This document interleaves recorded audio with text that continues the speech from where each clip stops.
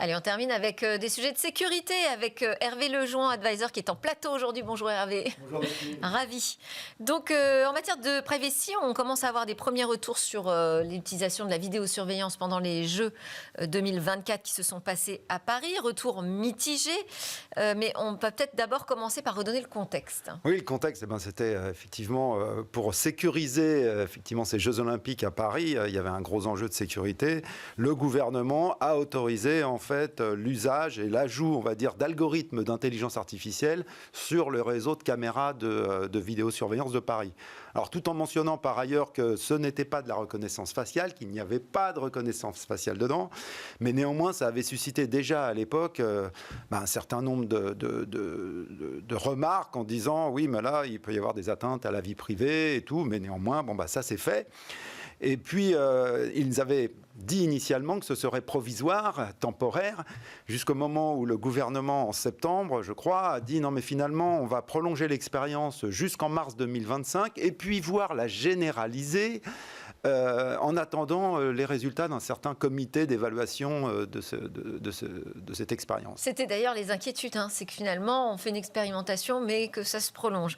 Alors, quelles sont les conclusions quand même qui sont... Alors, il y a un rapport, effectivement, qui a été fait par un comité d'évaluation d'experts, on imagine, puisqu'on n'a pas trop, on ne sait pas trop, qui a été remis le 14 janvier au ministère de l'Intérieur, et puis qui a pu être consulté à la fois par Le Monde, l'agence de Radio France et France Info.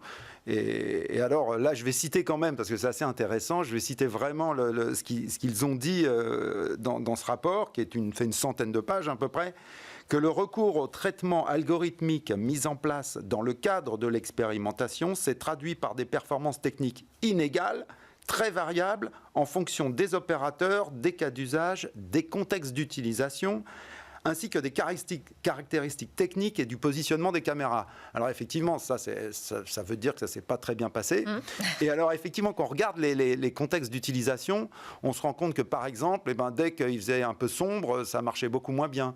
Que c'était effectivement plus efficace dans des endroits bien cantonnés, comme les métros ou des gares. Mais dès qu'on était en extérieur, c'était moins bon. Aussi, par exemple, concernant la reconnaissance en fait, des mouvements de foule, selon que la caméra elle était trop haute ou trop basse, ça n'allait pas bien reconnaître en fait ce qui se passait.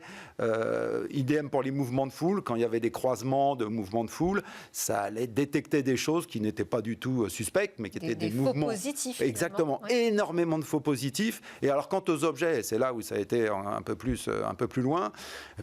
Ils ont détecté, ils ont assimilé des objets suspects avec des poubelles dans la rue, des abribus, des bancs, et le pire, avec même des personnes. C'est-à-dire que des SDF qui étaient par terre pouvaient être assimilés à des objets suspects. Donc on voit bien, on a bien vu ici finalement que cette expérience au niveau finalement fiabilité n'a pas été très très bonne. Et alors, que dit le rapport pour la suite ? Alors le rapport pour la suite, il commence par dire qu'effectivement, il ne saurait en fait être un rapport pour décider finalement de la continuation, de l'abandon ou de la généralisation du traitement. Donc, mais néanmoins, et ils mettent des mais, c'est un peu comme la CNIL, ils disent ah oui, mais alors il faut faire très attention au respect de la vie privée, au respect des principes effectivement d'accès à l'information pour les individus. Alors vous imaginez les caméras, je ne sais pas où ils vont mettre des panneaux dans les rues pour dire voilà ce qui se passe. Et voilà. Donc en gros, bien sûr, ils remettent sur papier en fait ce que la législation demande, mais au final en disant que la décision reviendra aux politiques. Et d'ailleurs, malgré, on va dire, le relatif échec de cette expérience, le préfet de Paris ainsi que le ministère de l'Intérieur ont dit qu'ils souhaitaient généraliser et prolonger et généraliser cette expérience. Donc ça pose beaucoup de questions. Il y a déjà des associations de droit à la liberté qui ont dit écoutez, non, on n'est pas d'accord. Donc c'est vrai qu'on peut se poser des questions. Pourquoi ? Dans quel contexte ils veulent le faire ? Sachant qu'encore une fois, la technologie n'a pas l'air de bien fonctionner. On est dans un moment un peu complexe.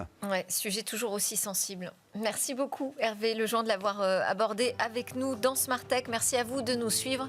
C'était votre émission sur la tech, une émission où on discute beaucoup de l'impact du numérique dans la société. Vous nous suivez sur la chaîne Be Smart for Change. À très bientôt.